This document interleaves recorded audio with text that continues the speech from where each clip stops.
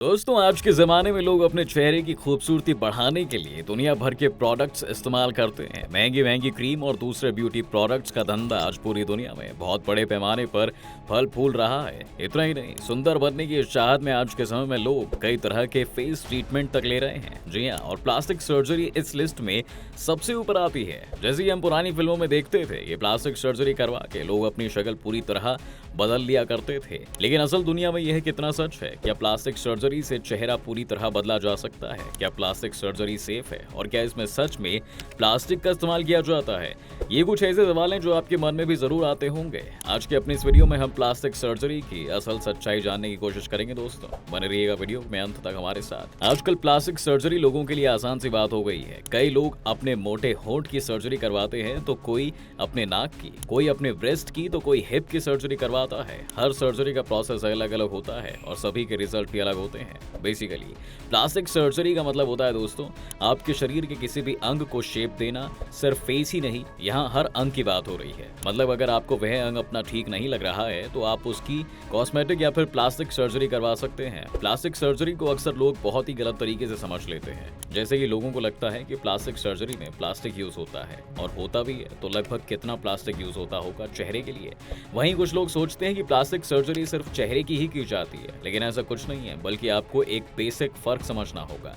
यहाँ दो कैटेगरी होती हैं, एक प्लास्टिक सर्जरी कहलाती है और दूसरी कॉस्मेटिक सर्जरी। सबसे पहले आप थोड़ा सा इन दोनों सर्जरीज के बारे में जान लें। दरअसल प्लास्टिक सर्जरी का मुख्य उद्देश्य शरीर के ऐसे हिस्से का इलाज करना होता है जो किसी बीमारी, संक्रमण, जन्मजात डिफेक्ट, ट्रॉमा या फिर एक्सीडेंट की वजह से खराब हो जाते हैं, और इसमें कोई भी प्लास्टिक इस्तेमाल नहीं किया जाता है। जी हाँ, यह शरीर के अलग अलग हिस्सों पर कई मेडिकल टेक्निक्स के जरिए की जाती है। बात करें तो प्लास्टिक सर्जरी फेशियल और बॉडी डिफेक्ट को रिकंस्ट्रक्ट यानी कि दोबारा से सही करने के लिए की जाती है। आमतौर पर इसमें ब्रेस्ट रिकंस्ट्रक्शन, जले कटे हिस्से की सर्जरी, हाथों की सर्जरी और परमानेंट निशानों को हटाने के लिए की जाने वाली सर्जरी को ही शामिल किया जाता है। वहीं इसकी दूसरी तरफ जो सर्जरी हमारे चेहरे और शरीर को दूसरे अंगों को सुंदर करने के लिए की जाती है, उसे कहते हैं कॉस्मेटिक सर्जरी। दोस्तों, देखा गया है कि कॉस्मेटिक सर्जरी का मेन ऑब्जेक्टिव शरीर के कुछ हिस्सों का लुक बेटर करना होता है। यह सर्जरी शरीर के ऐसे हिस्सों पर की जा सकती है जो पूरी तरह ठीक होते हैं। इसमें उपयोग की जाने वाली टेक्निक को अपीयरेंस इंप्रूव करने के लिए इस्तेमाल किया जाता है। वहीं इसके द्वारा किसी भी तरह के एक्सीडेंटल डैमेज या डिजीज से होने वाली समस्याओं को इसमें नहीं हटाया जा सकता। Cosmetic surgery mainly beauty, symmetry और बॉडी प्रोपोर्शन को ध्यान में रखकर ही की जाती है। यह एक तरह की ऑप्शनल सर्जरी होती है और इसे कराना आपकी मर्जी पर डिपेंड करता है, या फिर कहें कि ये शौक के तौर पर। आपको बता दें कि अब तक देश और दुनिया के कई सेलिब्रिटी कॉस्मेटिक सर्जरी के जरिए अपने लुक को बदल चुके हैं। आजकल कई तरह की कॉस्मेटिक सर्जरी की जाती है दोस्तों, जिसमें जो सबसे पॉपुलर हैं उसके बारे में आपको बता देते हैं। राइनोप्लास्टी दोस्तों, असल में नाक की खूबसूरती के लिए की जाने वाली सर्जरी को इनोप्लास्टी कहते हैं। इसमें नाक को शेप दिया जाता है। आजकल लोग राइनोप्लास्टी सर्जरी खूब करवा रहे हैं। इसमें राइनोप्लास्टी होती है जिसमें नाक छोटी, लंबी या तीखी की जाती है। इस सर्जरी में 3 से 4 घंटे लग सकते हैं। वहीं ज्यादा समय लगने पर 1-2 दिन के लिए अस्पताल में रुकना पड़ भी सकता है। एक्सपर्ट इसे 20 साल की उम्र के बाद ही कराने की सलाह देते हैं, और इसमें करीब 1.5 से 2.5 लाख रुपए खर्च आता है। इसमें कुछ जोखिम भी होते हैं, जैसे कुछ मामलों में नाक में आई सूजन को खत्म होने में ज्यादा समय लग सकता है और सर्जरी के निशान तक रह सकते हैं, और ब्लीडिंग भी हो सकती है। जी हाँ, फेस लिफ्ट दोस्तों, बता दें कि चेहरे की झुर्रियों को हटाकर खूबसूरत दिखने के लिए फेस लिफ्ट सर्जरी की जाती है। इस सर्जरी का इस्तेमाल चेहरे की झुर्रियों को हटाने के लिए किया जाता है। इसके लिए चेहरे की स्किन को स्ट्रेच करके झुर्रियों को हटाया जाता है। इस सर्जरी में 2 से 3 घंटे लगते हैं और 8 से 10 साल तक इसका असर रहता है।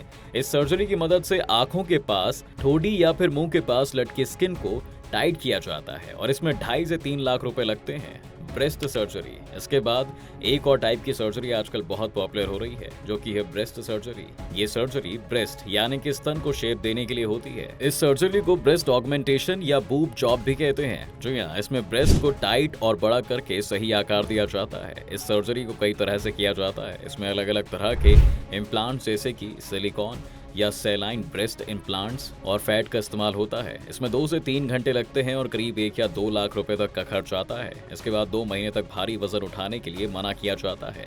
इसके अलावा सर्जरी को सफल बनाने के लिए सपोर्ट ब्रा पहनने की सलाह दी जाती है। वहीं इसमें ब्रेस्ट में गांठ का भी खतरा रहता है। इसके बाद आइए अब इन सर्जरी के प्रोसेस को भी जान लेते हैं दोस्तों, लेकिन इसे जानना भी शायद उतना आसान ना हो, क्योंकि आज के समय में ये सर्जरी भी कई तरीके से की जाती है। स्किन ग्राफ्ट, टिश्यू एक्सपेंशन और फ्लैप सर्जरी और भी कई तरीके इस्तेमाल होते हैं इसमें। सबसे पहले बात कर लेते हैं स्किन ग्राफ्टिंग प्रोसेस की। जब आप ऑपरेशन के लिए अस्पताल पहुंचते हैं तो मेडिकल स्टाफ आपको पहनने के लिए एक स्पेशल ड्रेस देते हैं जिसे हॉस्पिटल गाउन कहा जाता है।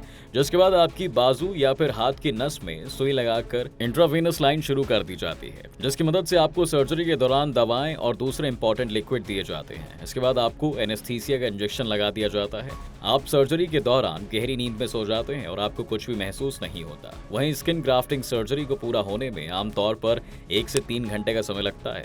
सबसे पहले उस हिस्से को साफ किया जाता है जहां पर ग्राफ्ट लगाना है, और अगर उस जगह पर स्कार बना हुआ है तो उसे भी निकाल दिया जाता है। दरअसल ग्राफ्ट उस स्किन को कहते हैं जो आपके शरीर के दूसरे हिस्से से एज अ डोनर निकली जाती है। आमतौर पर यह ग्राफ्ट आपकी जांघ से ही निकाला जाता है। इसके बाद स्किन के उस हिस्से को भी साफ किया जाता है जहां से ग्राफ्ट लेना है। वहीं दूसरी तरफ ग्राफ्ट के लिए टेम्पलेट या पैटर्न तैयार किया जाता है और डोनर साइड पर इसे उकेर दिया जाता है। पैटर्न तैयार होने के बाद स्पेशल इक्विपमेंट्स की मदद से ग्राफ्ट को निकाल लिया जाता है। इसके बाद सर्जन ग्राफ्ट को रिसेप्टर साइट पर सही से लगा देते हैं और उसे टांके लगाकर आसपास की त्वचा से जोड़ दिया जाता है। इसके बाद दोस्तों सर्जरी के दोनों घावों को पट्टी कर दी जाती है। अगर ग्राफ्ट को आपकी टांग या बाजू पर लगाया गया है तो शायद प्लास्टर भी किया जा सकता है। इसके बाद आपको रिकवरी रूम में शिफ्ट कर दिया जाएगा और दर्द को कम करने के लिए आपको पेन रिलीवर दवाएं दे दी जाती हैं। सर्जरी के बाद आपको 1 या 2 दिन अस्पताल में भर्ती भी रहना पड़ सकता है। इस सर्जरी के बाद आपको कुछ दिन के लिए दर्द रह सकता है। Tissue expansion surgery. दोस्तों टिश्यू एक्सपेंशन एक ऐसा प्रोसेस है जिसके जरिए प्लास्टिक सर्जन आपके शरीर में एक्स्ट्रा स्किन को डेवलप करवाता है, जिसे बाद में इसे किसी दूसरे एरिया में ट्रांसप्लांट किया जाता है। इस प्रोसेस में स्किन की फंडामेंटल प्रॉपर्टी का इस्तेमाल किया जाता है ताकि दबाव में आने पर वह हिस्सा फैल सके। इसके लिए सर्जन स्किन के नीचे डैमेज हिस्से के पास ही छोटा सा टिश्यू एक्सपेंडर डाल देते हैं। इस एक्सपेंडर में एक थैली होती है जिसे डॉक्टर धीरे धीरे सलाइन सोल्यूशन यानी नमक के पानी से भरते जाते हैं ताकि मरीज की स्किन स्ट्रेच होती रहे। थैली से जुड़ी एक ट्यूब से उसे भरा जाता है। टिश्यू एक्सपेंडर को इस तरह से डेवलप किया जाता है कि वह उस हिस्से पर परफेक्टली फिट हो जाए। ज्यादातर एक्सपेंडर में 200 मिलीलीटर तक सलाइन को भरा जा सकता है। अगर ज्यादा स्किन की जरूरत होती है तो वहां पर 1 से ज्यादा एक्सपेंडर को भी इंसर्ट किया जाता है।